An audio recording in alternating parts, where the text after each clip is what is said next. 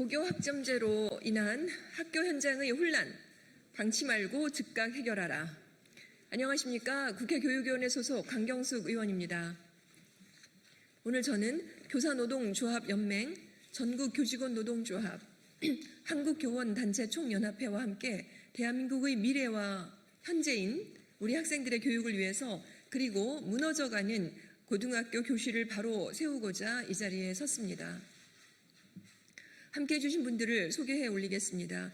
교사노동조합연맹 이보미 위원장, 김희정 고교학점제 TF팀장, 성민진 고교학점제 TF 간사, 전국교직원노동조합 박영환 위원장, 이강훈 인천지부 정책실장, 김민건 정책 2국장, 한국교총 강주호 회장, 이상민 경기 이현고 교사, 조성철 정책본부장님 오셨습니다. 우리는 고교학점제가 학생의 진로와 적성에 따른 과목 선택권 확대와 자기주도적 학습 능력 신장을 통한 책임 교육 완성이라고 하는 긍정적인 취지에도 불구하고 준비되지 않은 졸속 시행으로 학교 현장을 극심한 혼란과 과부하 상태로 몰아놓고 있음을 강력하게 경고하고자 합니다. 교사노조, 전교조, 한국교총은 지난 7월 15일부터 22일까지 전국 고등학교 교원들에게 고교 학점제의 실태에 대한 설문조사를 공동으로 실시했습니다. 그 결과는 충격적입니다. 현장의 교원들은 지금의 고교 학점제가 학생의 성장은커녕 교육의 질을 심각하게 저해하고 교사들의 소진을 가속화하고 있다고 한 목소리로 외치고 있습니다. 이에 우리는 교육 현장의 목소리를 담아 다음과 같은 4가지 핵심 문제에 대한 즉각적인 개선을 촉구합니다. 첫째, 교사 1명이 서너 명의 몫을 감당하는 비교과 수업과 다과목 지도 문제를 해결하기 위해 교원 수급 계획을 전면 재검토하고 교원을 대폭 확충해야 합니다. 고교 학점제의 핵심은 다양한 선택 과목 개설입니다. 하지만 교육부는 교원 증원 없이 제도 시행을 강행하고 있습니다. 그 결과는 참담합니다. 설문조사에 따르면 응답 교사의 78.5%가 2개 이상의 과목을 담당하고 있으며 3과목 이상을 가르치는 교사도 3명 중 1명에 달합니다. 이러한 다과목 수업은 필연적으로 수업의 질 저하로 이어집니다. 무려 86%의 교사들이 다교과로 인한 문제로 각 과목에 대한 깊이 있는 수업 준비가 어려워 수업의 질이 저하된다고 응답했습니다. 심지어 전공과 무관한 과목을 떠맡는 경우도 비일비재합니다. 이럴 경우 학생들이나 학부모 입장에서 교사의 평가를 믿고 수긍할지도 의문이라며 자괴감에 빠지는 경우도 많습니다. 학생의 과목 선택권 보장이라는 본래 취지 역시 무색해지고 있습니다.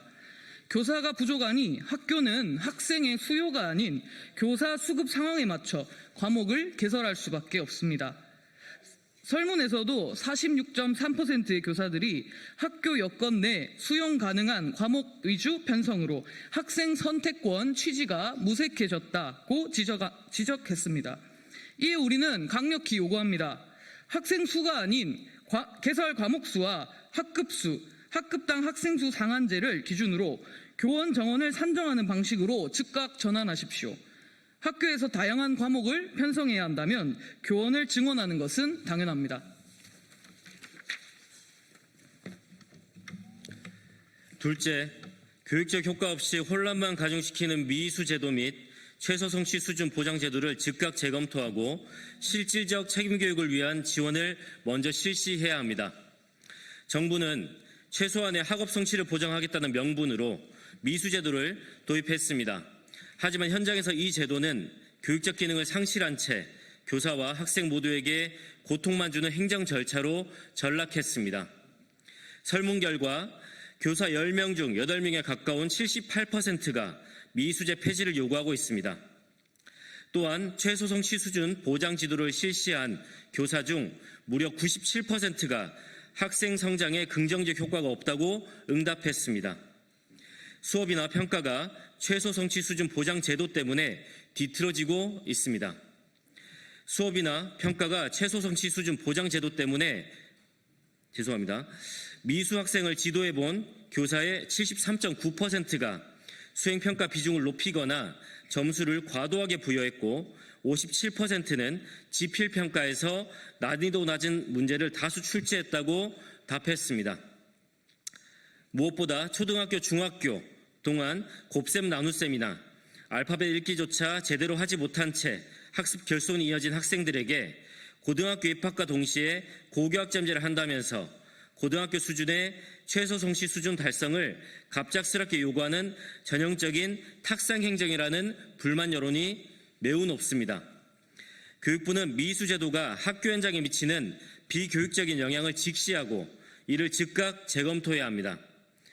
미수 때문에 대책 없이 졸업조차 하지 못하고 있는 학생만을 양산할 것이 아니라 출석 일수를 현실적인 졸업 기준으로 삼되 기초학력 학생이나 위기 학생에 대한 국가 책임 제도를 할 수 있는 시스템을 교육당국이 직접 마련하십시오. 셋째, 담임교사의 역할을 무시하고 행정편의주의로 설계된 현재의 출결 관리 방식을 전면 개선해야 합니다. 고교학점제 도입과 함께 교과별 출결 확인 방식이 도입되면서 학교 현장은 출결 관리 대란을 겪고 있습니다. 설문 결과 교사 10명 중 7명이 현재 출결 처리 방식이 정착되지 않았다고 응답했습니다. 담임교사가 학생의 상황을 가장 잘 알지만 출결 수정 권한은 각 교과 교사에게 있습니다. 이로 인해 담임교사는 매일 수많은 교과 교사에게 연락해서 출결 상황을 확인하고 수정 요청해야 하는 등 2중 3중의 고통을 겪고 있습니다. 학생들의 출결 사유 변경에 따른 혼란도 종잡을 수 없는 형태로 나타나고 있습니다. 아이들이 아침에는 질병 결석으로 처리해달라고 했다가 오후에는 질병 관련 서류 챙기기가 번거로우니 그냥 미인정 결석으로 하겠다고 한다는 것이 현실입니다. 담임교사들은 교과 교사에게 물어 가면서 출석부 오류를 지뢰찾기 하는 심정으로 잡아내고 있습니다. 이제 출결 관리 방식은 현장 교원이 생각하는 가장 합리적인 방식으로 전면 개선하고 이를 지원하는 시스템도 완비되어야 합니다.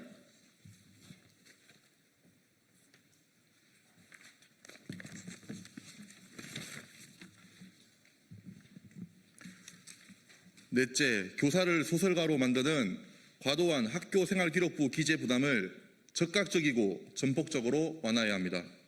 고교학점제 시행 이후 학생부 기록 부담은 교사들을 실시시키고 있습니다. 설문응답자의 무려 90.7%가 학기제 운영으로 인한 과목 세부 능력 및 특기사항의 과도한 기록 분량을 학생부 작성의 가장 큰 어려움으로 꼽았습니다. 한 선생님은 1500바이트의 290명에게 써주려면 원고지 543회 분량, 단행본 200쪽이라며 이것이 과연 교육적인 활동인지 반문하고 있습니다. 심지어 고교학점제로 다 교과를 지도하게 된 선생님들은 그 부담이 2배, 3배, 4배로 증폭되고 있습니다. 이러한 현실은 우리 선생님들을 소설가로 내몰고 있습니다. 가세트 기재로 인한 수행평가와 지필고사는 교사뿐 아니라 학생까지도 지옥으로 몰아넣고 있습니다. 이 같은 상황에서 담임까지 맡게 된 선생님은 가세트 기재에 자율활동, 진로활동, 동아리활동, 행동 발달사항까지 써야 하는데 그래도 내가 가르친 학생들이 좋은 대학에서 안 뽑아주면 어떡하나 하는 심정으로 매일 밤마다 남아서 생기부를 쓰게 됩니다.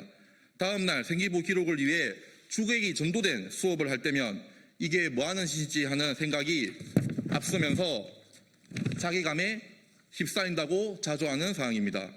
교원 3단체는 교육부에 다시 한번 강력히 요구합니다.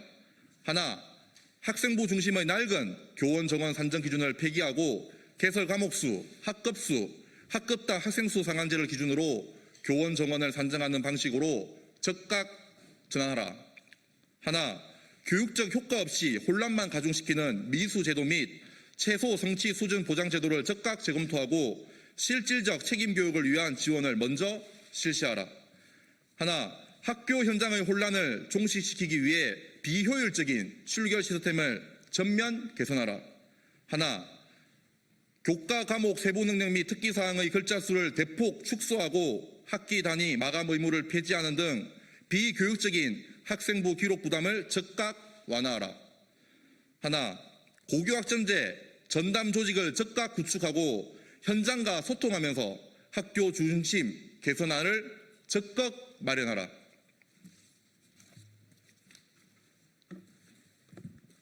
고교 학점제 문제입니다. 여러분이 지금 다 들으신 바와 같이 고교 학점제는 학생의 미래를 위한 죄송합니다.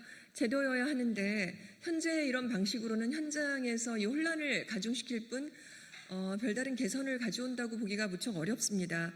사실 교사와 학생들 모두 불행하게 되는 점이 있죠. 그러나 원래 시발점은 굉장히 좋은 취지로 시작했기 때문에 이것을 어떻게 하면 제도를 개선해야 될지는 지금 교육부 당국에서 어서 빨리 신경을 써야 할 부분이고 사실 난제이지만 또 해결이 되지 않지는 않겠죠. 다 함께 머리를 쌓아매고 집단지성으로 어떻게 이 문제를 학생들과 우리 교사들의 그 제대로 된 정착 그리고 또 이 학생들이 또 이 제도로 인해서 미래를 제대로 선택할 수 있고 행복해할 수 있게 하는 그리고 선생님도 이 업무의 과정으로 인해서 불행하지 않는 그런 점을 잘 찾아가야 되겠습니다. 그래서 교육부는 즉각적인 제도 개선에 힘써 주실 것 그리고 나설 주실 것을 강력하게 촉구하는 바입니다. 오늘 이 기자회견은 교원 3단체, 3개 단체가 오늘 모두 모였고요. 그다음에 더불어민주당의 백승하 의원, 국민의힘의 정성국 의원이 함께 연명해서 조국혁신당 강경수 의원과 함께 하는 기자회견입니다. 혹시 더 고교학점제에 대해서 문의할 또 궁금한 점이 있으시면 100%에서 더 시간을 갖도록 하겠습니다. 고맙습니다. 현장 발언, 현장 발언 좀 해주세요. 네, 안녕하십니까. 저는 고등학교에서 수학 교과를 가르치며 1학년 부장을 맡고 있는 현직 교사입니다. 오늘 이 자리에 고교학점제를 실제로 운영하고 있는 교사로서 현장의 목소리를 전하기 위해 섰습니다. 고교학점제의 취지에는 공감합니다. 학생의 진로와 적성에 맞는 과목을 선택해 자기 주도적인 학습을 하게끔 한다는 것과 책임 교육이라는 목표는 당연히 지향해 나아가야 할 방향입니다. 그러나 현장에서는 제도가 취지대로 운영되지 못하고 있고 감당할 수 있는 여건이 마련되어 있지 않습니다. 먼저 현재 고교 학점제는 과목 선택의 자유가 여러 가지 이유로 오히려 대부분의 학생들에게 큰 부담으로만 작용하고 있습니다. 지금 고등학교 학생들은 진로를 결정하지 못한 학생이 대부분이고 진로가 바뀌는 것 또한 매우 자연스러운 일이며 2, 3학년 과목 이수를 통해 진로의 방향을 탐색하는 경우가 훨씬 많습니다. 그러나 고교 학점제에서는 이른 시점에 진로와 학과를 결정하여 그에 따라 과목을 선택할 것을 강요하고 있습니다. 진학과 진로의 방향이 명확하게 설정되지 않은 상태이기 때문에 과목을 선택할 때 학생들은 평가 결과를 먼저 생각하게 되고 상위권 학생이 많이 선택한 과목은 상대적으로 불리해질까 우려하여 포기하는 경우가 비일비재합니다.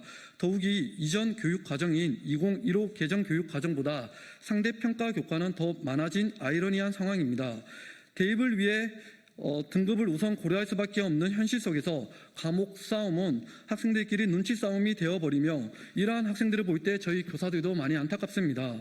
다음으로 말씀드리고 싶은 것은 학점이라는 형식 때문에 미수 제도가 도입되었지만 교과별 최소한의 성취 수준을 도달하지 못한 학생들을 졸업도 못하게 둘 수는 없어서 나타나는 심각한 부작용입니다.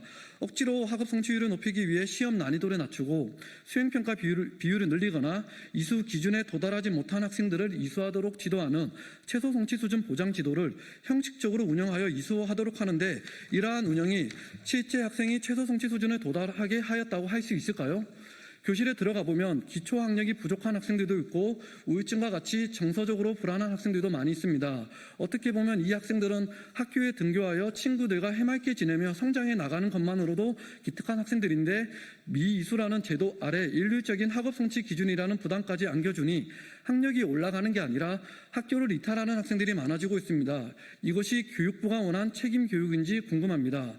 지금이라도 고교학점제의 취지를 돌아봐야 할 때입니다. 지금의 학점제가 학생의 진로와 적성에 맞춘 교육으로 과연 나아가게 만들고 있다고 볼 수 있을까요? 학교 현장의 목소리에 귀를 기울이고 제도의 명분이 아닌 실효성을 기준으로 고교학점제를 다시 돌아봐 주시기 바랍니다. 감사합니다. 고맙습니다. 이것으로 기자회견을 마치겠습니다.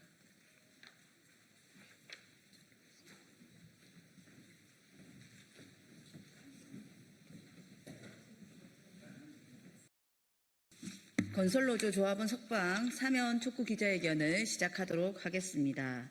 먼저 참가자 소개하도록 하겠습니다. 윤종호 진보당 원내대표님 참석하셨습니다.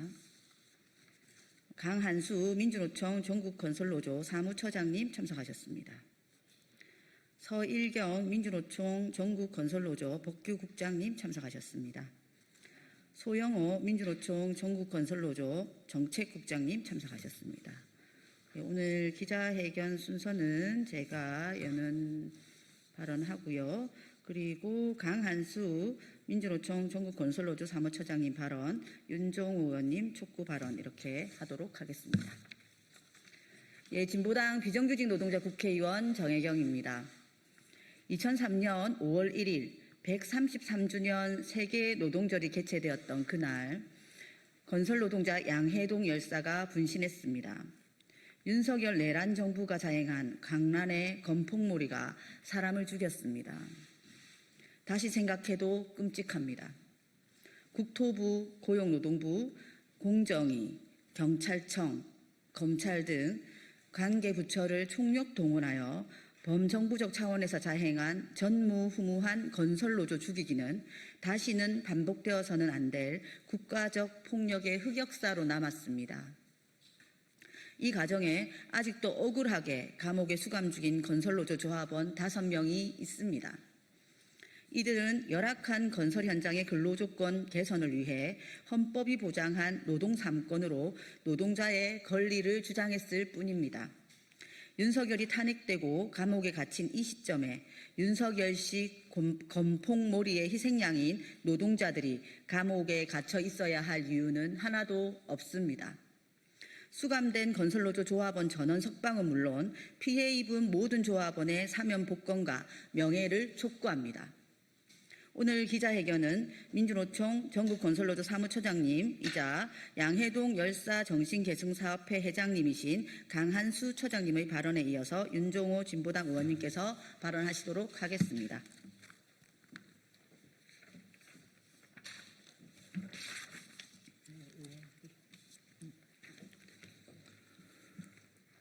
지난 윤석열 정권 3년은 경찰, 검찰, 공정거래위원회, 고용노동부, 국토교통부, 국무총리, 심지어 대통령이었던 내란범 윤석열까지 나서서 건설노조 하나 때려잡겠다며 전방위적인 탄압을 자행했던 시기였습니다.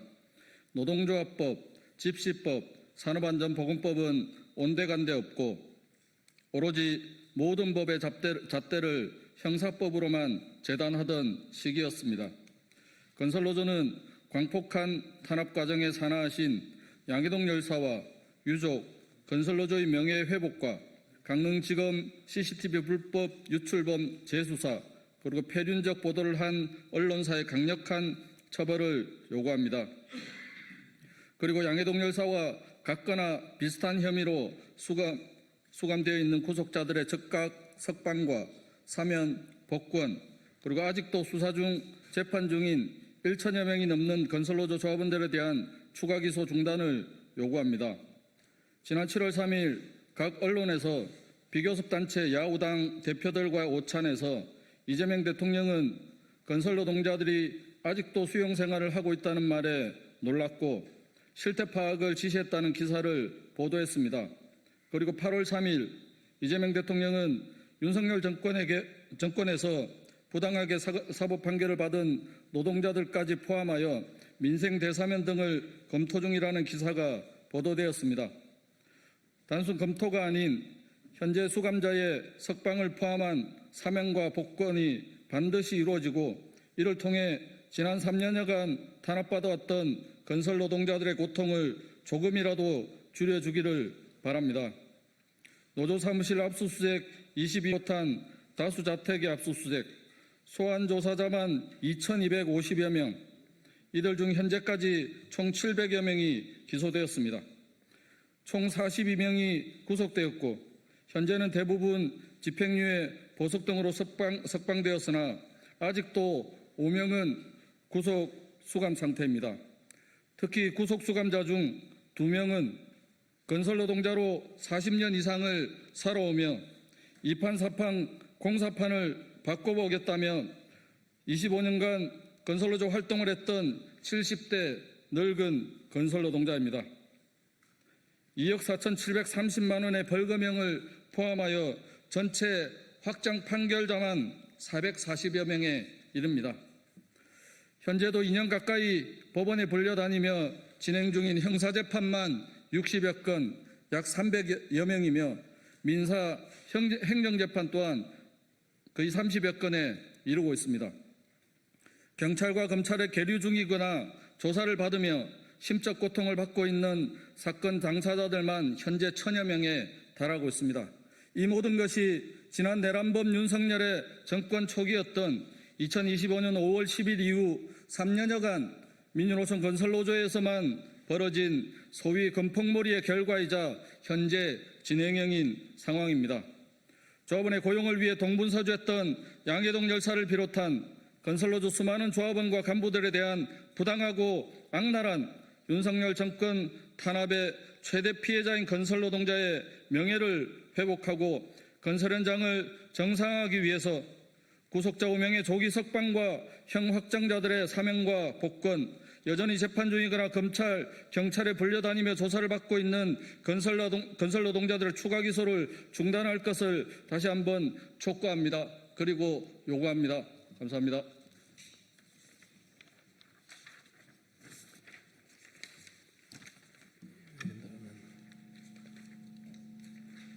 예, 진보당 원내대표를 맡고 있는 울산 북구의 윤종호 의원입니다.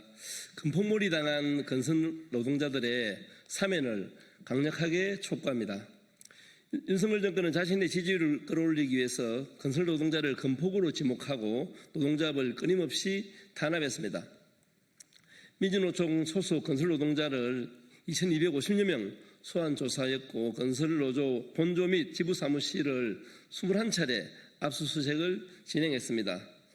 윤석열 정권은 결국 43명을 구속했고 700여 명을 징역형과 집행유예, 벌금형을 선고했습니다. 무관건설 노동자를 하루아침에 전과자로 만드는 것입니다. 경찰은 민주노총 건설노조 조합원 구속에 경찰 특진 50명을 걸고 노조법의 단체벽에 따른 단체 교섭을 공동강요, 공동공갈, 업무 방해로 보고 무리한 수사를 진행했습니다. 경찰은 이미 혐의 없음 결정을 내린 사건을 다시 수사하여 구속까지 시켰고 3년 전 무혐의 종결된 사건까지 덜쳐서 징역 2년 6개월 실형까지 받게 했습니다. 이재명 정부는 정당한 노조활동을 했다는 이유로 무고하게 탄압받은 건설노동자의 상황을 더 이상 외면해서는 안 됩니다. 그 첫 번째가 건설노동자의 사면복권이라고 생각합니다. 현재 감옥에 있는 5명의 노동자를 가족의 품으로 하루빨리 돌려보내야 합니다. 또한 여전히 재판을 받고 있는 수많은 노동자 그리고 억울하게 전과자가 된 이들에 대한 명예회복과 복권 조치가 이루어져야 합니다. 건설노동자 사면복권은 노동존중사회로 가는 첫걸음입니다. 정부와 사법당국, 정치권 모두가 책임있게 응답해 주시기를 강력하게 촉구합니다. 예, 감사합니다. 네, 이것으로 기자회견 마치도록 하겠습니다. 예, 안녕하십니까. 저는 국회 농해수위 소속 위원이자 더불어민주당 전국농어민위원회 위원장을 맡고 있는 임미애입니다. 저희는 농업민생 5법 입법 마무리를 환영하기 위해서 오늘 이 자리에 섰습니다. 어제 국회 본회의에서 양곡관리법 그리고 농산물 유통 및 가격 안정에 관한 법률 일명 농안법 개정안이 통과됐습니다. 지난달 한우법 그리고 농업재해대책법, 농업재해보험법이 차례로 처리된 걸로 합치면 저희가 농업민생 5법이라고 하는 법이 모두 다 통과된 셈입니다. 양곡관리법은요, 2022년 9월 달에 이재명 당시 더불어민주당 당대표 시절에 1호 당론 법안으로 추진이 된 바 있습니다. 그리고 농안법은 23년 9월 중점 법안으로 채택된 바가 있습니다. 양곡법은 윤석열 정권 하에서 2차례의 거부권이 행사되었고요. 농안법은 1번 거부권이 행사되었습니다. 우리가 기억하는 마지막 거부권 행사는 한덕수 권한대행 시절에 계엄 내란 치하에서 이루어졌다는 것을 여러분들 기억하고 계실 겁니다.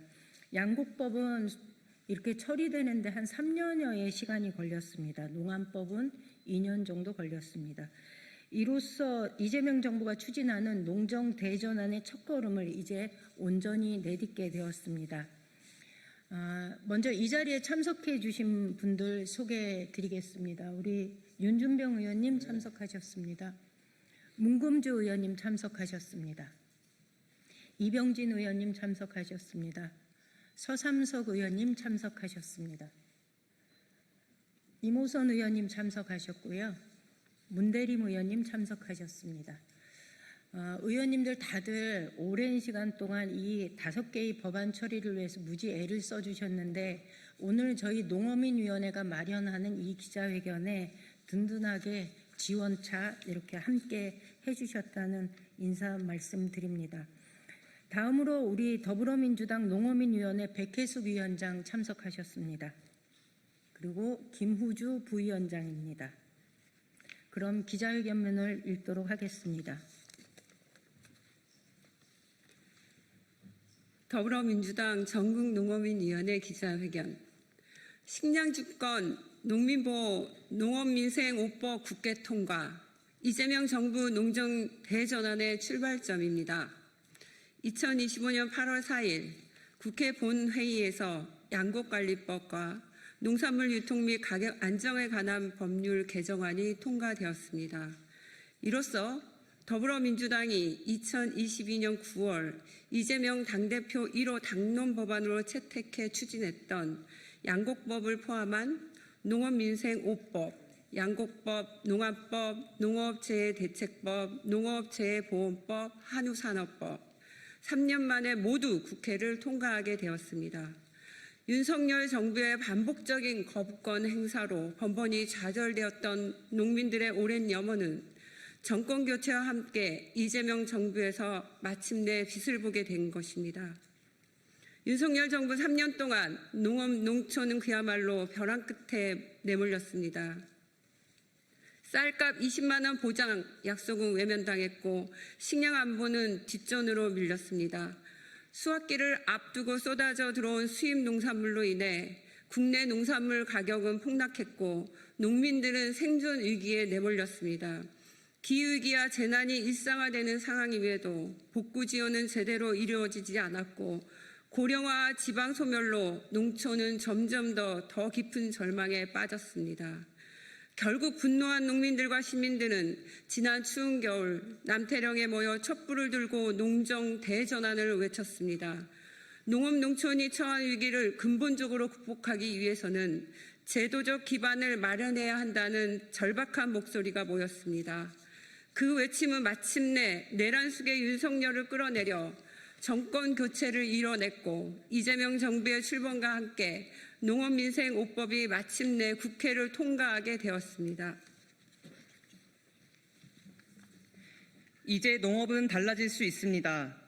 양곡법과 농안법 개정으로 식량 안보의 기반이 마련되고 농산물 가격이 안정적으로 보장되며 농민들은 안심하고 농사에 전념할 수 있게 되었습니다.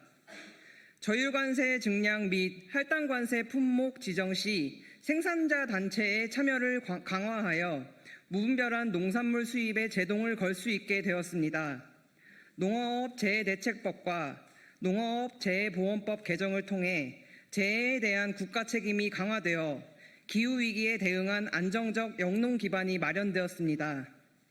그리고 한우법 제정으로 한우산업의 체계적 지원과 보호가 가능해졌습니다. 생산 기반 안정, 유통구조 개선, 소비 촉진, 가격 안정까지 포괄하는 이번 한우법은 단순한 지원을 넘어 국가 차원의 전략 산업으로서 한우산업을 재정립하는 출발점이 될 것입니다. 이제야말로 농민들이 오랫동안 염원해온 국가 책임 농정이 현실로 시작된 것입니다. 그러나 이제 막 첫걸음을 뗐을 뿐입니다. 이재명 정부는 즉시 법안을 공포하고 1년의 준비 기간 동안 국회 및 현장과 긴밀히 협의하여 법안의 실효성 있는 시행을 준비해야 합니다. 더불어민주당 전국농어민위원회는 앞으로도 농업과 농촌을 지키고 농민의 삶을 바꾸며 국민의 식탁을 안전하게 지키기 위한 노력을 멈추지 않겠습니다. 농정 대전환의 길을 걸어가겠습니다. 감사합니다. 2025년 8월 5일 더불어민주당 전국농어민위원회. 감사합니다. 이상으로 기자회견 마치겠습니다.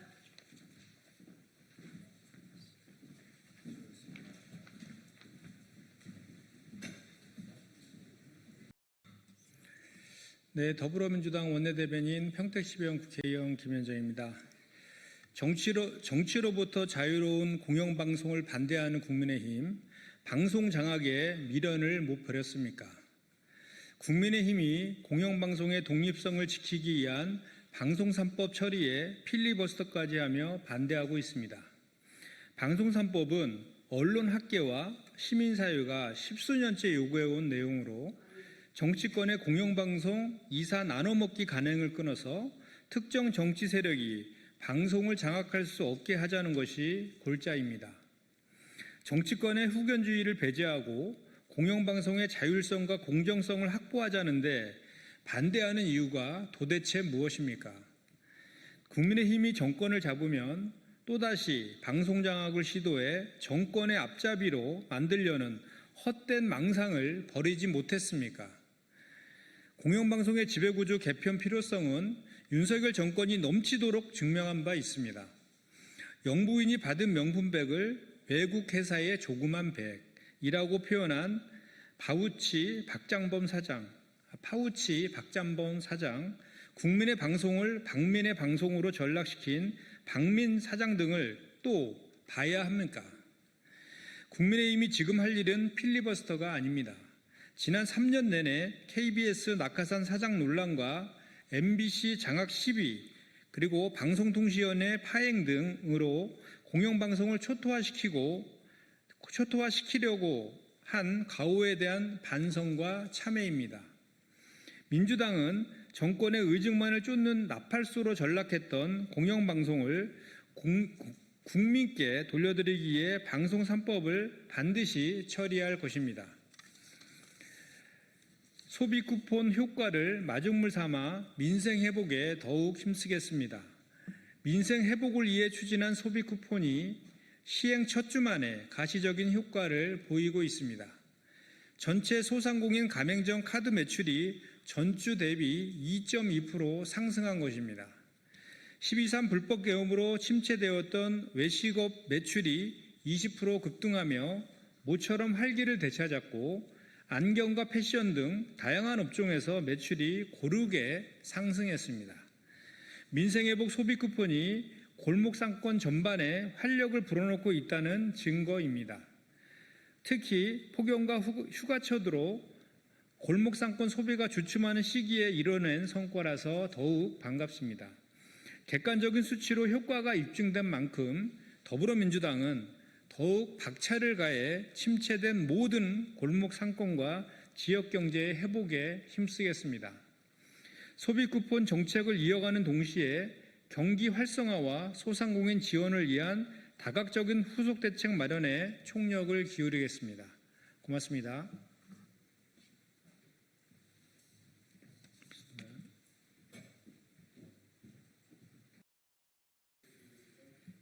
예, 시작하겠습니다. 진보당 수석 대변인 홍성규입니다. 송원석 국민의힘 비대위원장의 추잡한 뒷구멍 특별 사면 요청은 대한민국의 사법 시스템에 대한 정면 도전입니다. 본회의에 상정된 방송법에 대하여 방송장악법이라며 국민의힘에서 당론으로 결사 반대하며 필리버스터에 나섰던 바로 그 시각, 송원석 비대위원장은 은밀히 강훈식 대통령 비서실장에게 광복절 특별 사면 명단을 보내고 있었습니다. 종종 정치가 두 얼굴을 가진 야누스라 일컬어지기는 하지만 아무리 그래도 이것은 아니지 않습니까? 당장 불과 일주일 전에 국민의힘 원내대책회의에서 송원석 비대위원장 본인이 강경하게 밝혔던 입장과도 완전히 정면으로 상충됩니다. 조국 전 장관의 사면을 강력하게 반대한다면서 대통령의 사면권이 정치적 거래, 정치적 흥정의 수단이 되어서는 아니 된다며 이재명 대통령에게 직접 경고까지 날리지 않았습니까?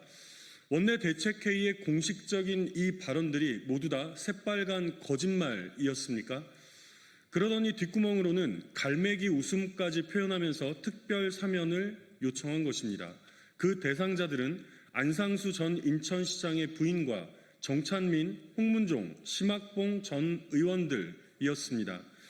광복절 특사가 권력형 범죄자가 아닌 철저하게 민생사범을 중심으로 이루어져야 한다더니 이들의 죄목은 억대 금품을 건네고 수억 원 상당의 뇌물을 수수하고 수십억 원을 횡령하고 청탁과 함께 리스 차량을 받고 불법 정치자금과 뇌물수수에 연루된 그야말로 파렴치범들입니다.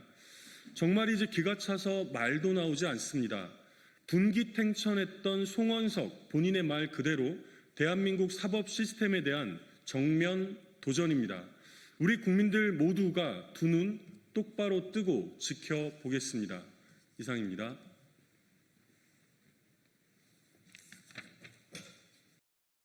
네, 지금부터 상시 업무에 대한 유통기업의 나쁜 일자리, 학대, 폭로, 규탄 기자회견을 시작하도록 하겠습니다. 이재명 정부 들어서 주요 노동 공약으로 비정규직의 정규직 전환 정책을 내세우고 있습니다. 하지만 저희 마트노조 산하 사업장들은 비정규직에 대한 정규직 전환 정책에 거슬러서 나쁜 일자리를 양산하고 있습니다. 이에 대해 고발하고 이재명 정부의 유통, 노동 정책에 대해서 마련을 촉구하는 기자회견을 진행하려고 합니다. 네, 참가하신 분들 소개해드리도록 하겠습니다. 진보당 정의경 의원님 오셨습니다. 강우철 마트노조 위원장님 오셨습니다. 신승훈 마트노조 이마트 지부장님 오셨습니다. 이미연 마트노조 코스트코 지부장님 오셨습니다. 정민정 서비스연맹 사무처장님 오셨습니다. 네, 첫 번째 발언입니다. 강우철 마트노조 위원장님 발언 듣도록 하겠습니다.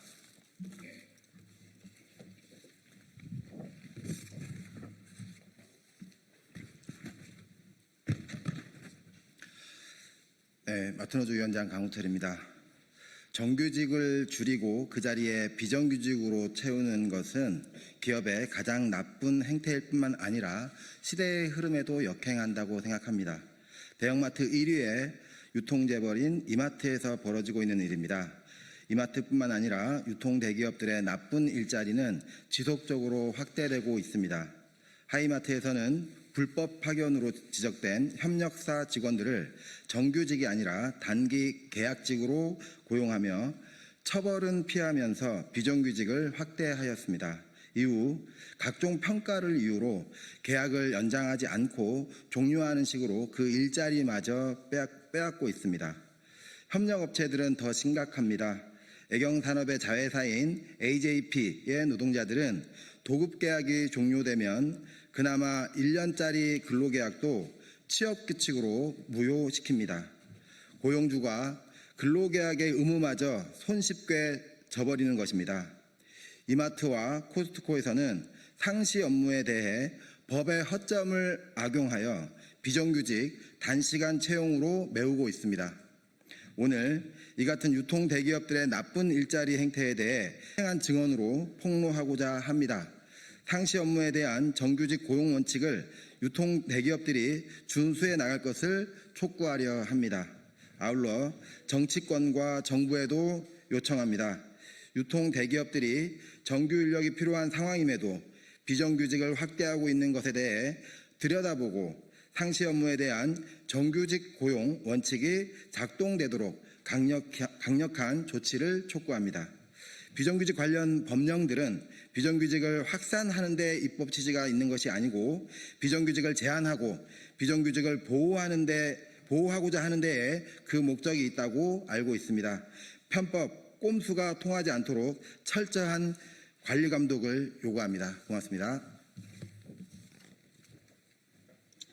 네, 다음으로 현장의 증언을 들어보도록 하겠습니다. 신승훈 이마트 지부장 발언 듣도록 하겠습니다. 네, 이마트 지부 신승훈입니다. 2017년 신세계그룹 채용 박람회 당시 정용진 부회장은 앞으로 매년 1만 명 이상의 양질 일자리를 창출하겠다고 공언했습니다. 비정규직을 없애기 위해 10년 넘게 노력해왔다. 신세계는 언제나 정부 정책보다 앞서 움직여왔다고 밝혔습니다. 그러나 이러한 약속은 결국 공허한 수사에 불과했습니다. 실제로 이마트는 2017년 대비 2024년 약 5천여 명의 사원이 줄어들었습니다. 수년간 무기계약직으로 근무해온 전문직 사원들이 정년퇴직하거나 퇴사하였음에도 불구하고 회사는 해당 인력을 충원하지 않고 있습니다. 한 점포의 점장은 최근 점장회의에서 점포 인력 최적화 시범 운영을 시행한다며 매년 약 1,000여 명에 달하는 정년퇴직자가 발생할 것으로 예상되므로 해당 결혼은 스태프 인력으로 대체할 것이라고 밝혔습니다. 이뿐만 아니라 단기 스태프 충원을 위해 당근마켓과 같은 외부 플랫폼을 활용하여 주당 20시간에서 25시간 등 근무 시간을 다양화한 단기 스태프를 시범 점포에 배치한 후 오늘 11월에는 전 점포로 확대 운영하겠다는 방침까지 내놓고 있습니다. 또한 캐셔 사원 정년퇴직자가 발생할 경우 100% 스태프로 대체 운영하겠다는 계획도 전해지고 있습니다. 이는 명백히 2007년 이전 이마트가 비정규직 파트타이머 캐셔를 운영하던 시절로의 회귀입니다. 인건비 부담을 줄이기 위한 수단으로 다시금 나쁜 일자리를 양산하려고 하는 것입니다. 현재 이마트는 전체 사원 대비 스태프 사원의 비율은 10.4%에 달합니다. 트레이더스 평균은 23%로 트레이더스 양산점 같은 경우 무려 42%에 이르고 있습니다. 스태프 채용 시 이마트는 3개월 단위, 트레이더스는 6개월 단위 계약을 체결하고 있으며 계약이 만료되면 재계약을 반복하는 형식으로 3년에서 5년 이상 근무하는 사례도 다수 존재하고 있습니다. 스태프의 주요 업무는 상품 진열로 현재 무기계약직 전문직 사원들과 동일합니다. 이는 단기 일용직으로 운용해서는 안 되는 상시적이고 지속적인 업무입니다. 마땅히 정규직 전환 대상이며 고용의 안정성이 보장되어야 할 노동입니다. 우리는 이마트가 다시금 비정규직 중심의 인력 운영으로 하고 있는 현실을 강력히 규탄합니다. 이마트는 2013년 불법 파견 판정을 받아 1만여 명의 도급 업체 노동자를 직접 고용한 전력이 있습니다. 그때의 교훈을 망각하고 또다시 상시 지속 업무를 단기 계약직으로 전환하려는 시도는 사회적 책임을 저버리는 태행적 조치입니다. 이마트는 인건비 절약에 몰두한 나쁜 일자리 전략은 결국 고객과 사회의 외면을 자초할 뿐입니다. 우리는 이마트가 이재명 정부의 주요 노동 공약인 비정규직 노동자의 정규직 전환 정책에 맞춰 나쁜 일자리 양산을 멈추고 상시 업무에 정규직을 채용할 것을 강력히 촉구합니다. 감사합니다. 네, 다음으로는 코스트코 현장의 이야기를 들어보도록 하겠습니다. 이미영 코스트코 지부장님 발언 듣도록 하겠습니다.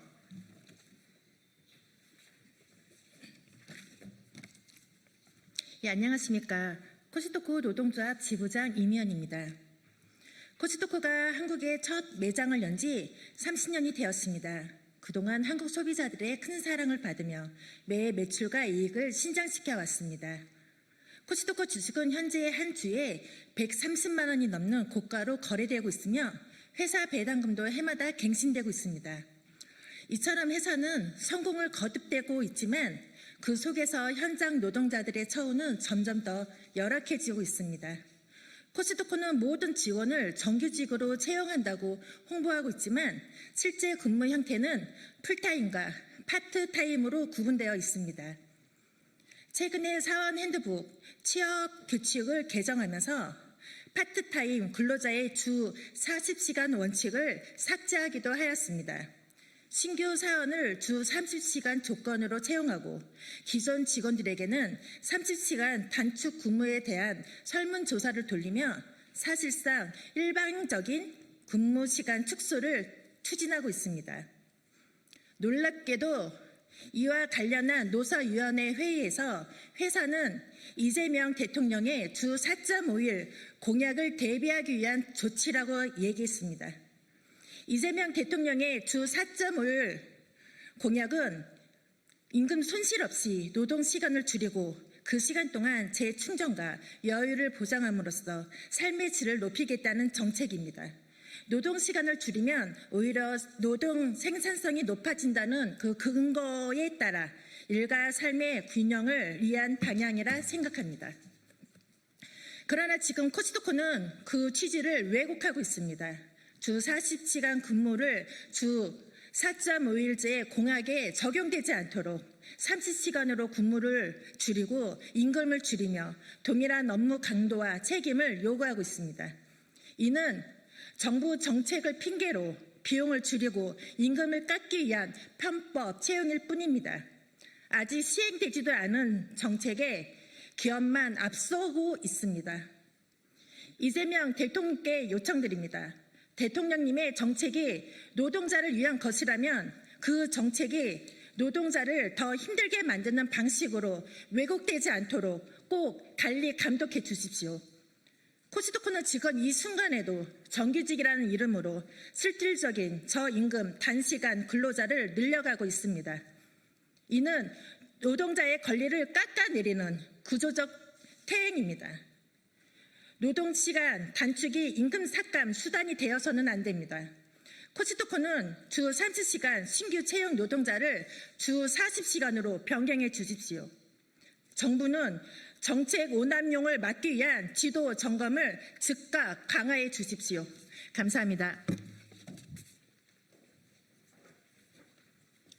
네, 유통기업들의 규탄 발언에 대한 규탄 발언을 이어가도록 하겠습니다. 서비스연맹 전민정 처장님 발언하시도록 하겠습니다. 네, 서비스연맹 사무처장 정민정입니다.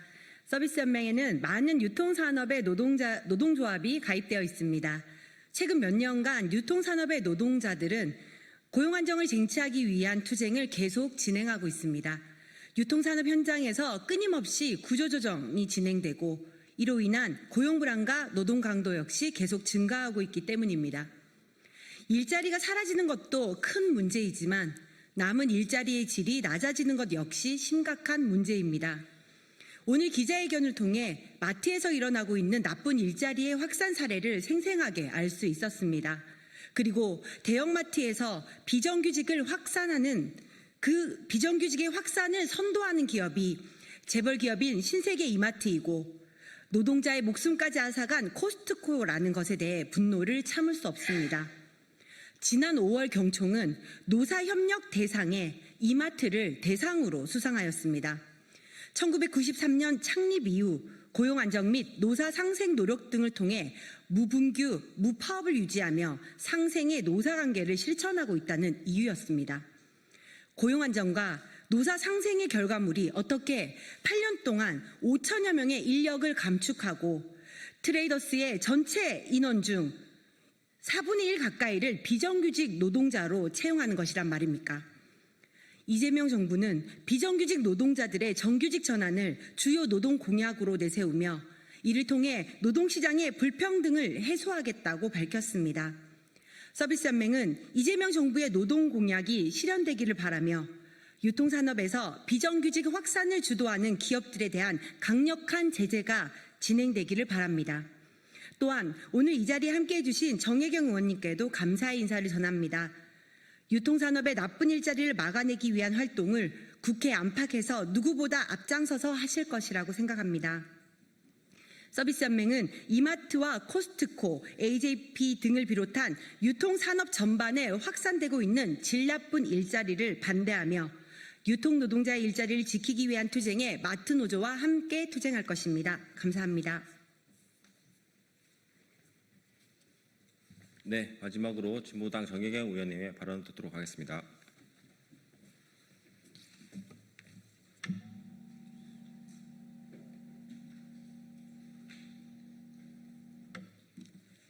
예, 진보당 비정규직 노동자 국회의원 정혜경입니다. 이마트, 코스트코, 롯데하이마트, AJP 등 유통업계를 중심으로 나쁜 일자리가 대거 양산되고 있습니다. 신규 일자리 대부분이 일명 스태프로 불리는 비정규직, 기간제로 채워지고 있고 주 30시간 미만의 단시간 노동도 늘고 있습니다. 불법 파견에, 위장 채용에, 마구잡이 구조조정에, 쪼개기 근로계약까지 꼼수의 편법이 난무하고 있습니다. 특히 상시 업무가 필요한 곳까지 단기 일자리로 채우고 있습니다. 매우 악랄하고 비상식적입니다. 지속적으로 필요한 업무임에도 의도적으로 정규직 채용을 회피하고 계약 해지 후 재고용하는 방식으로 돈을 아끼고 있습니다. 재벌 유통업계가 비열하게 돈벌이 하는 만큼 피해는 고스란히 노동자의 몫이 되는 구조입니다. 노동자들에게 일자리는 생명입니다. 일자리가 불안하면 인생이 불안해지고 저임금, 낮은 복지는 생계를 위협하며 높은 노동 강도는 노동자 생명까지 위협합니다. 한마디로 지금 유통업계는 마트 노동자들에게 나쁜 일자리를 강요함으로써 노동자와 그 가족들의 삶을 벼랑 끝으로 내몰고 있습니다. 대통령이 산재는 미필적 고의에 의한 살인이라 지적했듯이 나쁜 일자리 또한 미필적 고의에 의한 범죄 행위입니다. 이마트, 트레이더스 등 유통기업들은 나쁜 일자리 확대 정책 전면 중단하십시오. 양질의 일자리와 노동 존중을 내세운 이재명 정부 시대와도 맞지 않는 시대착오적인 재벌 유통기업의 저질 일자리 정책을 강력히 규탄합니다. 그들의 단기적 이윤 추구와 비용 절감보다 노동자와 그 가족들의 인간다운 삶이 훨씬 중요합니다. 정부 여당은 마트 노동자들과 마주 앉아 해법을 모색합시다. 저 또한 비정규직 노동자를 대변하는 국회의원으로서 마트 노동자들이 좋은 일자리에서 당당히 일할 수 있도록 함께 싸우겠습니다. 이상입니다.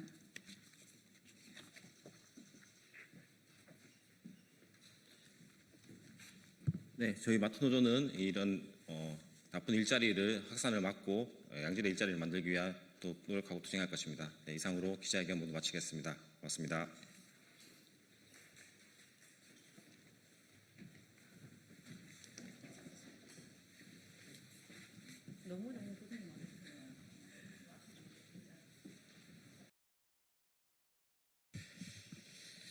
네, 더불어민주당 원내대변인 평택시병 국회의원 김현정입니다. 브리핑하겠습니다. 주호영 부의장의 습관적 파업, 국회 부의장의 책무는 결코 사사로운 일이 아닙니다. 국민의힘 요구로 진행되고 있는 필리버스터에 주호영 국회 부의장이 사의를 거부하며 파업을 하고 있습니다. 국민의힘 의원들이 필리버스터를 통해 말하는 주장이 터무니없고 들을 가치가 없어서 사회를 거부하는 것입니까? 아니면 국회 부의장의 책무가 거추장스러운 것입니까? 주호영 부의장은 작년 7월에도 필리버스터 사회를 거부하고 파업에 나선 바 있습니다. 이런 주호영 부의장의 불법 파업으로 지금 우원식 의장과 이하경 부의장 두 분만이 힘겹게 의장석을 지키고 있습니다. 지금의 행태는 동료 의장에 대한 예의는 물론 국민을 섬겨야 할 공직자의 도리마저 내팽개친 무책임의 극치입니다. 지금의 자리가 개인의 신념과 정파적 이익을 관철하는 자리가 아니라 헌법과 국회법에 따라 주어진 책무를 다하는 자리임을 명심하시기 바랍니다. 두 번째 브리핑하겠습니다. 국민은 고물가에 잠 못 드는 동안 윤석열 씨는 황제의 침대에서 평안하셨습니까? 윤석열이 대통령 재임 시절 용산 대통령 집무실에 초대형 침대를 설치하고 해외 순방시마다 전용 매트리스를 대통령 전용기에 실어 나른 사실이 드러났습니다. 집무실을 편백 사우나나 초대형 침대로 채워 개인의 아방궁으로 만들더니 이제는 국가 공용자산인 대통령 전용기마저 사적 침대를 나르는데 동원했습니다. 명백한 국정의 사유화입니다. 전용기의 한정된 공간과 무게를 개인 침대가 차지하는 동안 정작 필요한 외교 물품이나 인력이 배제되었다면 그게 바로 혈세 낭비이고 국정농단입니다. 무엇보다 국민의 분노가 향하는 지점은 바로 그 시기입니다. 전례 없는 고물가와 고금리로 국민이 대출 이자에 신음하며 잠 못 이루던 바로 그 시각, 국가의 최고 책임자는 집무실에서 사우나하고 낮잠 자고 있었습니까? 국민의 고통을 자장가 삼아 황제의 낮잠을 즐긴 윤석열 씨, 그 잠은 평안하셨습니까? 대통령은 국민 위에 군림하는 황제가 아니라 국민의 눈물을 닦아줄 무한 책임이 있는 공복입니다. 국민의 고통을 외면하고 사적 욕망을 채운 권력자의 말로가 어떠했는지 역사가 똑똑히 기억하고 심판할 것입니다. 이상입니다.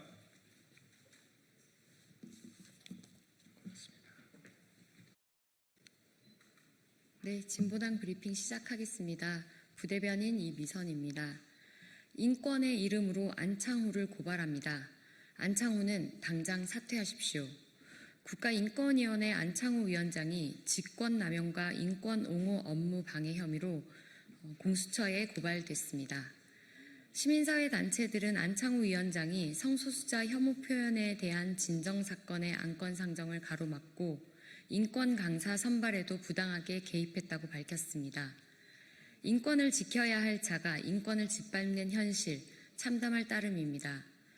안창호 위원장은 정치적 이해관계를 앞세워 인권위의 독립성과 정당한 절차를 훼손했습니다. 인권기관 수장의 명백한 직권남용이며 업무 방해입니다. 공수처 고발만으로도 이미 위원장 자격은 상실됐습니다. 뿐만 아니라 그는 직원들로부터 쏟아져 나오는 내부 제보에 황당한 답변을 내놓기도 했습니다. 여성 직원의 머리카락을 만졌다는 제보에 친근감의 표현이라는 충격적인 해명 또한 그렇습니다. 이것이 과연 인권수장의 자세입니까? 더 큰 문제는 그가 소수자의 고통을 외면하고 차별을 정당화한다는 것입니다. 그는 차별금지법이 소아성의 수간을 정당화할 수 있다는 망언을 서슴지 않고 진화론은 증거가 없으며 창조론이 과학이라는 종교적 편견을 공공연히 주장했습니다. 인권은 소수자와 약자를 향한 확장되어 온 역사입니다. 그 최전선에 있어야 할 인권위원회 수장이 인권의 가치를 부정하고 혐오를 조장한다면 그것은 단순한 무지가 아니라 위험한 퇴행입니다. 더 이상 국가인권위원회를 욕보이지 마십시오. 더 이상 소수자의 존엄을 짓밟지 마십시오. 안창호 위원장은 즉각 사퇴해야 합니다. 우리는 인권의 지평을 넓힐 진정한 인권위원장을 요구합니다. 두 번째 브리핑 드리겠습니다. 폭염 속 쿠팡의 온도계 조작 꼼수, 국회 청문회 약속 파기는 노동자에 대한 기만입니다. 쿠팡은 즉각 건강권과 안전권을 보장하십시오. 최근 쿠팡 물류센터 노동자들이 폭염 속에서도 제대로 된 안전과 휴식조차 보장받지 못하는 심각한 현실이 드러났습니다. 노동자들이 쿠팡 본사 앞 농성에 들어가며 폭로한 현장에서는 법적으로 폭염 시 휴게 시간을 피하기 위해 온도계 위치를 조작하고 있었습니다. 에어컨 송풍기를 습도계에 직접 향하게 하는 등 꼼수로 노동자와 시민들을 기만하고 있었습니다. 진보당이 직접 점검했던 현장도 냉방시설은 턱없이 부족했고 쿨존이라 불리는 공간은 좁고 비효율적이었습니다. 쿠팡이 주장하는 수백억 원의 규모의 냉방 투자는 실상 동떨어진 주장일 뿐이었습니다. 노동자들은 찜통 같은 현장에서 온열질환 위험에 그대로 노출되어 있었으며 휴대전화 반입 금지로 인해 긴급 상황 대응조차 불가능한 상황이었습니다. 노동조합과의 교섭은 4년째 지지부진합니다. 과로사 문제 이후 국회 청문회에서의 개선 약속도 모두 휴지 조각으로 생각하나 봅니다.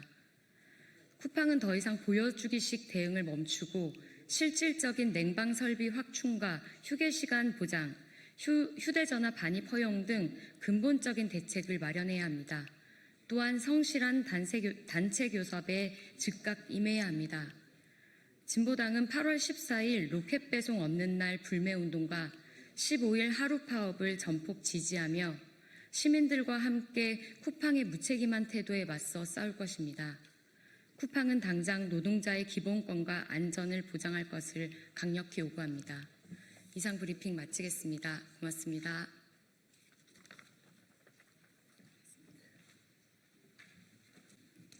의원님, 안녕하십니까? 저는 인천 부평을 국회의원 박상원입니다. 어제 이미 한번 기자회견 한 바 있습니다. 윤석열 정권의 국정원이 이재명 대표 피습 사건을 조직적으로 축소, 은폐, 왜곡했습니다. 뿐만 아니라 오늘은 존경하는 천준호 의원님과 함께 지난 대선 기간 동안 5월, 6월이죠.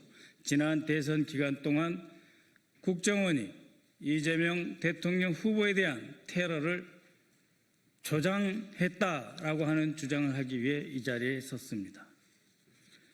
존경하는 국민 여러분, 저는 어제 이 자리에서 윤석열, 김건희의 최측근이자 정치검찰 출신 김상민 전 국정원장 특보가 2024년 1월 발생한 이재명 대표에 대한 테러를 커터칼 미수, 커터칼 살인 미수, 즉 커터칼로 뭔가 했는데 아무 일도 일어나지 않았다는 식의 커터칼 살인 미수라고 축소 왜곡하는 보고서를 작성했다고 폭로한 바 있습니다. 오늘은 이러한 보고서에 더해서 국가정보원이 총리실 대테러센터에 더 이상 이재명 대표에 대한 피습 사건을 테러로 확정할 수 없다는 최종 보고를 함으로써 대선 기간에 이재명 대표에게, 이재명 대통령 후보에게 그렇게 많이 쏟아지는 테러 첩보에도 불구하고 오히려 테러를 방치하고 조장했다라고 하는 주장을 하고자 합니다. 이 핵심 주장을 하기 위해서 오늘 천준호 의원님께서 함께해 주셨습니다. 그러면 준비된 보도자료를 읽기로 하겠습니다. 지금 보시다시피 김상민 특보의 보고서입니다. 이 해당 보고서는 국정원 대테러국장이 국정원의 정상적인 법률 자문 조직, 즉 기획조정실 법률처를 무시하고 김건희 압력으로 임명된 김상민 특보에게 법률 검토를 요청하여 작성된 것입니다. 김상민 특보는 윤석열 탄핵 인용 하루 전인 지난 4월 3일 법원이 적시한 범행 도구인 등산용 칼을 문구용 커터칼이라고 하는 등 상식 이하의 용어를 써가면서 당시 제1야당 대표가 목숨을 잃을 뻔했던 엄중한 사건의 의미를 축소하는 보고서를 작성하여 대테러국에 보냈습니다. 이재명 대표님을 찔렀던 흉기와 동일한 칼을 공개합니다. 바로 이 칼입니다. 공공방송과 국민들의 미풍양속을 해칠 가능성을 있기 때문에 일단 칼 집에 넣었습니다만 그 실체는 이렇습니다. 바로 이 칼입니다. 이 칼과 문구형 커터칼이 같습니까? 전혀 다릅니다. 이렇게 문구형 커터칼로 마치 이재명 대표를 헤아려 했으나 아무런 일도 벌어지지 않았다라는 식의 보고서를 작성을 한 것이 바로 김상민입니다. 이 칼날의 길이는 12.1cm로 말이 등산용 칼이지 이 칼의 이름은 스트롱아미, 강력한 육군이란 뜻이죠. 입마 살상용으로서도 전혀 손색이 없는 무기입니다. 범인은 심지어 살상력을 더욱 높이기 위해 한쪽 면에만 서 있는 이 칼날의 반대편 부분을 갈아서 치명적으로 이재명 대표를 살해하기 위한 양날의 검으로 만들어서 실행에 옮겨서 이재명 당시 대표의 경정맥의 65%를 자르고 들어갔던 것입니다. 이 칼은 과거 박근혜 대표에 대한 테러 당시 사용된 것과 비슷한 문구용 커터칼입니다. 찌르기는 아예 불가능하고 조금만 힘을 줘도 부러지는 무기로 쓸 수 없는 사무용품에 불과합니다. 제정신이라면 어떻게 이 두 칼을 같은 칼이라고 할 수 있습니까? 그것도 국가 최고 정보기관인 국정원 보고에서 말입니다. 어제 밝힌 대로 이재명 대표에 대한 명백한 테러 사건을 테러로 지정하지 않기 위해 커터칼이다 라고 커터칼 미수로 왜곡 축소하도록 한 조태용 전 국정원장과 김상민 전 특보 그리고 국정원 전 테러국장에 대해서는 직권남용, 허위 공문서 작성 및 행사 그리고 정치관여 혐의로 고발할 예정입니다. 그때 사건 현장에 함께 있었던 천준호 의원님의 추가 보고입니다.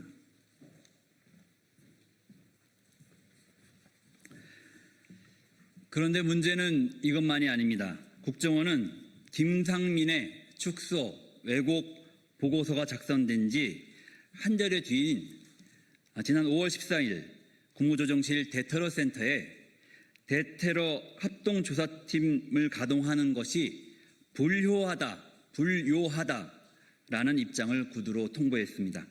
이 사실은 지난 7월 국무조정실을 통해 확인된 것입니다. 테러위기관리 표준 매뉴얼에 따르면 대테러 합동조사팀이 테러 여부를 신속히 규명하고 결과를 대테러센터에 통보하도록 되어 있습니다. 조사팀을 가동할 필요가 없다는 국정원의 판단은 사실상 이 사건의 테러 지정을 하지 않겠다는 의미입니다. 결국 윤석열 정권 국정원은 대법 선고가 난 뒤에도 사건을 3개월 넘게 끌다가 대선 직전 김상민의 축소 왜곡 보고서를 바탕으로 이 사건이 테러에 해당되지 않는다는 결론을 내리고 은폐하려 했던 셈입니다. 사건 직후인 2024년 1월 3일에는 국정원이 즉시 대테러 합동조사팀을 꾸려 합동조사 결과를 국무조정실 대테러센터에 통보한 바 있습니다. 그러나 그 이후 테러 여부를 신속히 규명해야 할 의무가 있는 국정원과 국무조정실 대테러센터는 서로 책임을 떠넘기며 테러 지정을 미뤘고 윤석열 탄핵심판 정국이었던 2025년 4월 3일 정치검사 출신 국정원 특보는 야당 대표이자 유력 대선 주자였던 정치인에 대한 테러를 커터칼 미수라고 다시 한번 축소 왜곡했습니다. 그리고 본격적으로 대통령 선거 유세가 시작된 직후인 지난 5월 14일 국정원은 이 보고서를 근거로 국무조정실 대테러센터에 대테러 합동 조사팀을 다시 가동할 필요가 없다. 즉 유력 대선 주자를 흉기로 찔러 살해하려 했던 사건은 테러가 아니니 국정원 등 관계기관은 손 놓고 있어도 된다라는 신호를 준 것입니다.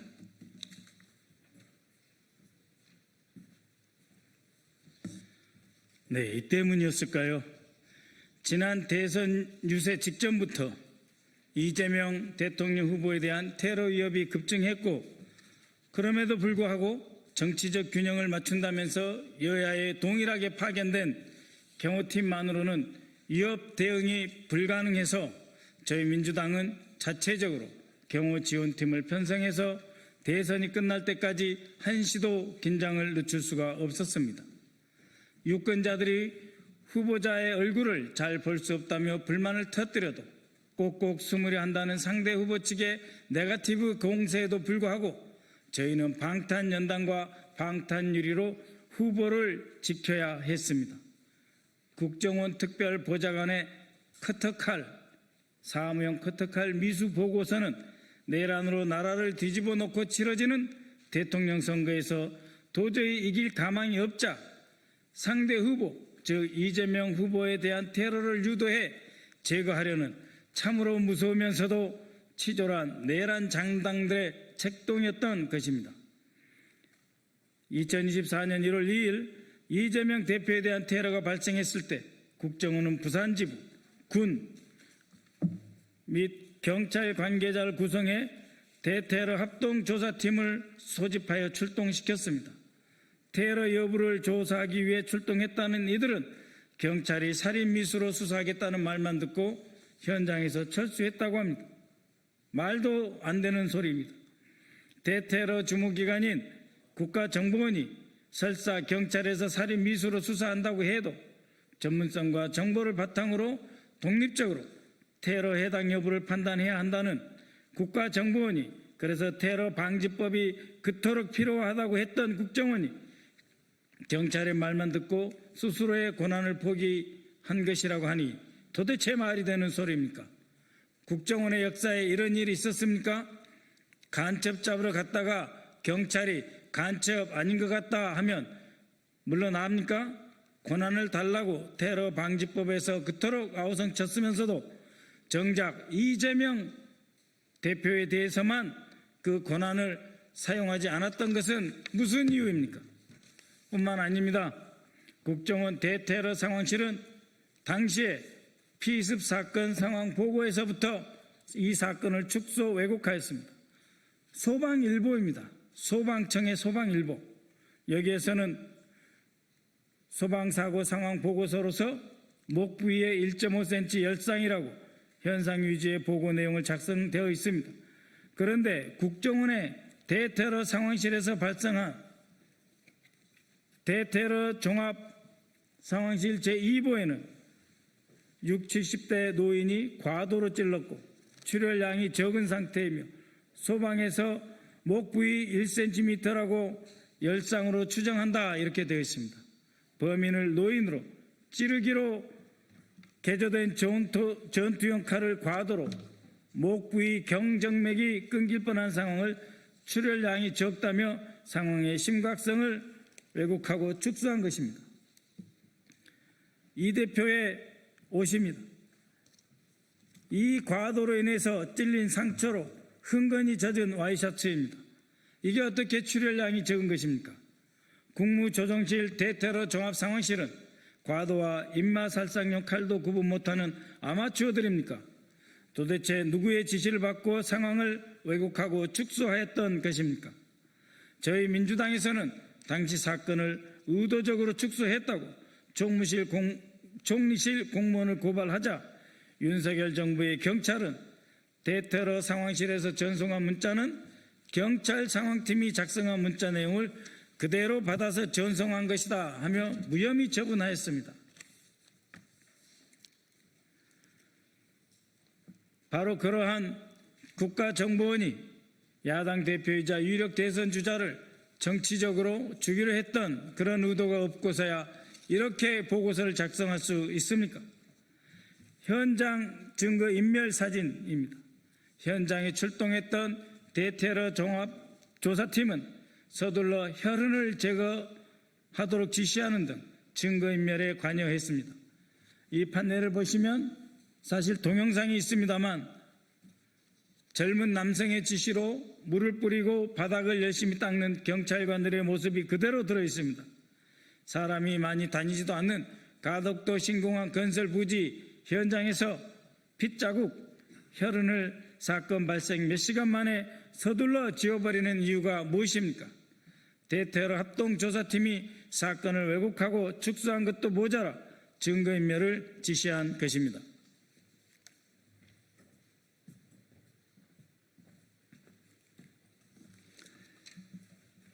테러 사건의 현장에서 혈흔을 제거하는 경찰의 물청소는 당시 피습당했던 이재명 대표를 구급차에 실어 이송하기 시작한 지 15분 뒤의 일이었습니다.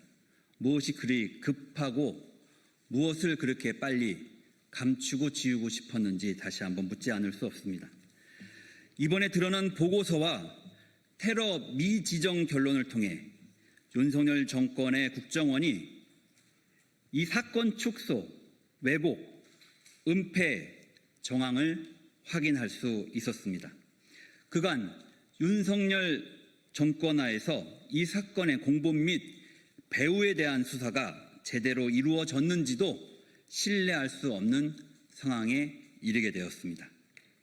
테러범이 테러 전날 밤 가덕도 행정복지센터에 택시를 타고 간 이유가 무엇인지, 테러범을 그곳에서 숙소까지 데려다 준 사람은 이재명을 죽여야 대한민국이 산다고 말하는 손현보 목사의 구구종교시설 세계로 교회의 신도인데, 이 세계로 교회와의 연관성에 대해서는 충분히 수사되었는지 등 공본 및 배후에 대한 의혹이 해소되지 못했습니다. 이에 다음 세 가지를 요구합니다. 먼저 검찰과 경찰 등 수사기관은 공본 및 배후 의혹에 대한 수사 내용을 즉각 공개하십시오. 만약 제대로 수사가 이루어지지 못했다면 전면적인 재수사를 통해 국민적 의혹을 해소해 주시기 바랍니다. 또한 국정원은 이재명 대표 테러 사건의 축소 왜곡을 누가 지시했는지, 그 경위는 어떻게 되는지 자세한 진상을 조사해야 합니다. 그리고 이 테러 사건에 대한 전면 재조사를 즉시 진행시켜 주십시오. 끝으로 국무총리께도 요청드립니다. 국가테러대책위원장으로서 이재명 대표 암살미수 사건의 테러 해당 여부를 검토하고 대테러 합동조사팀을 다시 가동해 이 사건을 테러 사건으로 지정하기 위한 절차를 진행해 주십시오. 이 사건은 제1야당 대표의 집권 가능성을 막기 위해 철저히 계획된 정치 테러 사건입니다. 사건의 성격을 명확히 함으로써 정치 테러의 진상을 밝히고 재발 방지 대책을 마련할 수 있습니다. 이상의 3대 요구가 관철되고 사건의 진상이 명백히 규명되어 비극적인 정치 테러가 재발하지 않도록 끝까지 최선을 다하겠습니다. 감사합니다. 간략히 한마디만 더 보태겠습니다. 대통령 선거 끝난 지 64일 되었습니다. 도대체 이런 나라가 어디 있습니까? 제1야당 대표로서 공권력에 의해 살해를 당하고 지난 4월 3일과 그리고 5월 14일 두 차례에 걸쳐서 국가정보원이 앞장서서 이 대표, 이재명 대표, 그리고 5월 14일 당시에는 무엇이었습니까?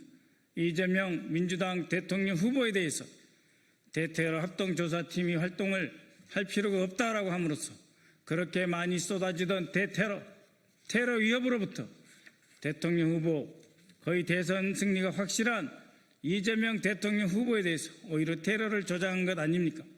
그럼에도 불구하고 신정부가 출범한 지 64일이 되는 오늘에도 아무런 조치도 없다라고 하는 것은 어느 민주사회, 어느 문명국가에서 일어날 수 있는 일이란 말입니까? 경찰, 검찰, 국가정보원, 총리실 자성하시기 바랍니다. 이상입니다.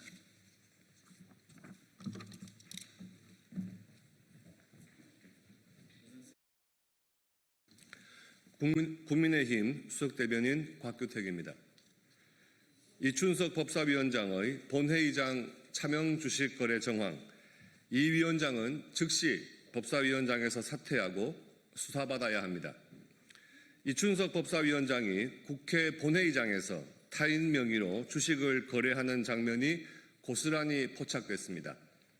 김남국 전 의원의 코인 거래를 뛰어넘는 경악할 만한 일입니다. 법사위원장이 본회의장에서 차명 주식 거래를 하는 정황이 드러난 데 대해 뭐라고 변명이라도 해보십시오.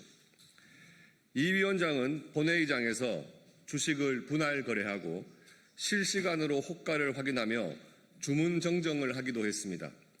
더 놀라운 것은 거래에 사용된 계좌의 명의가 본인이 아닌 보좌관 차모 씨였다는 사실입니다. 보좌진은 무슨 죄입니까? 강선우 의원 음식물 쓰레기 셔틀의 비대 수리까지 모자라 이춘석 의원 주식계좌 명의 제공까지 이 정도는 되어야 여당 보좌진 자격이 되는 것입니까? 또 이춘석 위원장은 보좌관의 핸드폰까지 들고 다닌다는 말입니까? 세간의 한탄이 들끓고 있습니다. 차명을 제공한 것이 공범의 행태가 아니라면 강선우 시즌2 갑질 피해 보좌관의 양심 선언이 곧바로 이어질 중대한 갑질 사건이 될 것입니다. 민주당은 국회 본회의장을 입법의 장이 아니라 객장으로 전락시켰습니다. 더욱 심각한 것은 이춘석 위원장이 올 초 재산 공개에서 증권 없음이라 신고해놓고 이후 차명 계좌로 1억 원이 넘는 주식을 사고 팔아 논란을 자초했습니다. 금융실명법 위반, 재산 등록 누락, 공직윤리 위반이 겹친 중대한 사안입니다.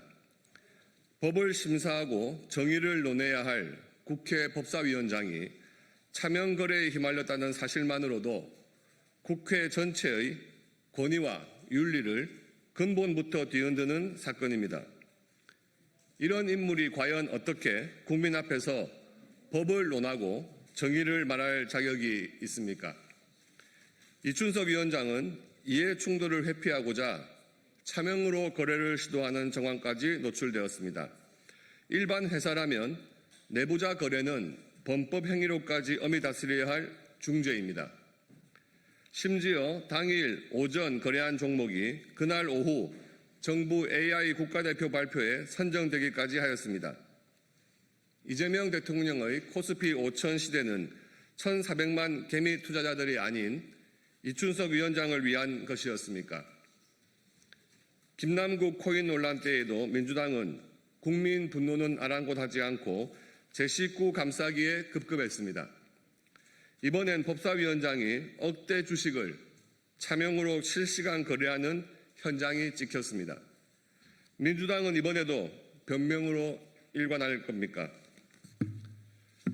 이춘석 위원장은 본회의장에서 차명 주식 거래를 한 사실에 대해 즉시 국민 앞에 진실을 고백하고 사죄해야 합니다. 민주당 역시 이번 사태에 대해 즉각 입장을 밝히고 책임 있는 조치를 취할 것을 촉구합니다. 또다시 침묵과 방관으로 일관한다면 이번에는 민주당 전체가 공범이라는 비판을 피할 수 없을 것입니다. 국회는 즉각 윤리위를 열어 이춘석 위원장의 위법 행위에 대해 징계에 착수하고 이 위원장은 즉각 수사를 받아야 할 것입니다. 감사합니다. 네, 수고하셨습니다. 네, 조국혁신당 수석 대변인 윤재관입니다. 속옷 난동에 이은 송원석 사면 청탁 역시 내란의 힘은 해산이 답이다 라는 제목으로 논평하겠습니다.